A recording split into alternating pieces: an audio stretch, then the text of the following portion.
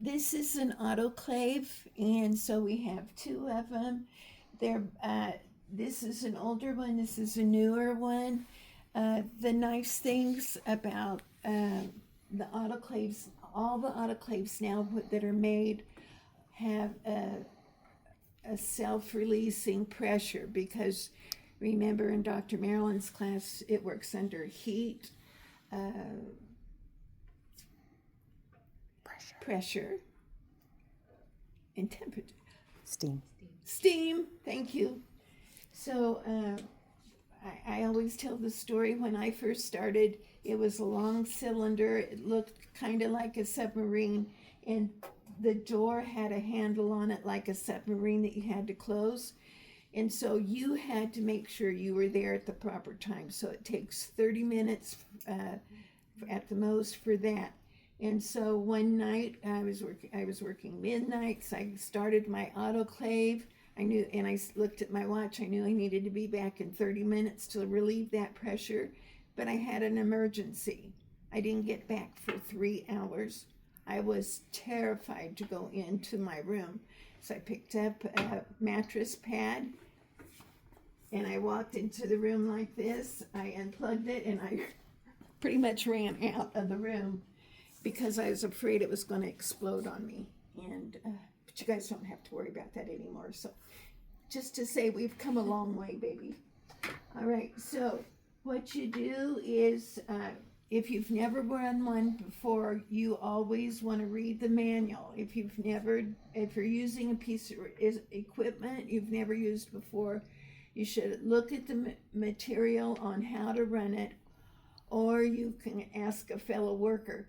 You know, I haven't used this before. Can you please demonstrate it for me the first time, and then I'll do it after that, you know. And most employees are willing to do that for you. So first thing you're going to do is you're going to open the door. And you can see over here you have your water. And there's a red area and a green area. Can you see it, guys? Come over so you can see. You only use distilled water in autoclaves because you don't want any buildup of calcium or anything in it. So you would pour your water in here. I poured my water in the other day up so it's in the green, okay? Let's see.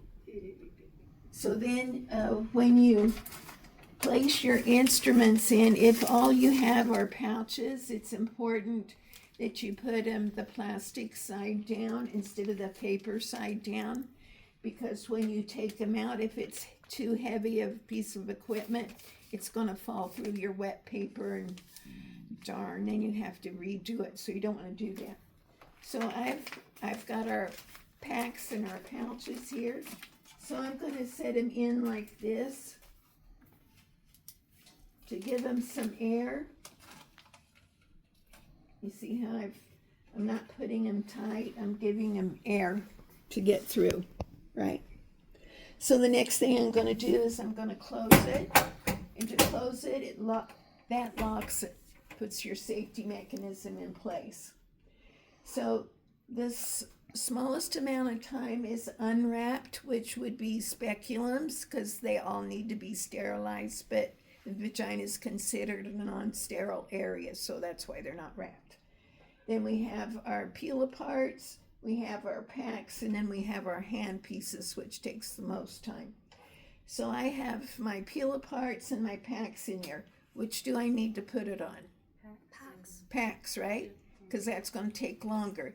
The peel aparts can go longer, but the packs can't go less. Okay? So I'm just going to hit my pack. And if you want to show them that it shows that I pushed packs. There you went. There, it shows everything. And then I'm going to just hit the start button, and it's filling the chamber, and it's just going to go on. So you can come back and look anytime to see what it's doing, and that's it. So that's it for the autoclave.